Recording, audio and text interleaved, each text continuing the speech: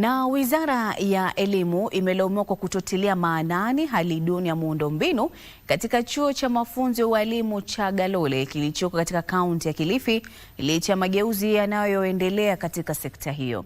Akiongea wakati wa tamasha utamaduni katika chuo cha Galole, mkuu wa chuo hicho Janet Mwadiga alisema wanafunzi wamekuwa wakisomea kwenye madarasa mabovu huku wengine wakilazimika kusomea chini ya miti.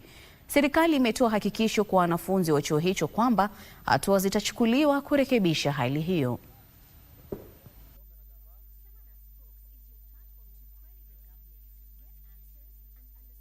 Nafikiri chuo hiki ndicho chuo cha kipekee cha serikali kati ya vyuo 37 ambavyo wanafunzi bado wanasoma chini ya mti. Principal ameandaa mabenchi.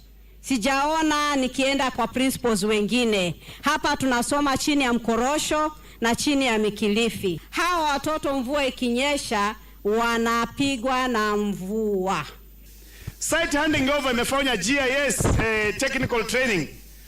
Site handing over imefanywa pale Weru Technical Training Institute. Imefanywa pale Kaloleni. Hakuna sababu ni kwa nini pia hiyo affordable housing ya hostel isijengwe hapa, ndo vijana waache kukaa katika hizi mabati ambazo na uhakika kabisa mara nyingine kwa sababu ya humidity na climate ya huku zinakuwa joto sana usiku bwana.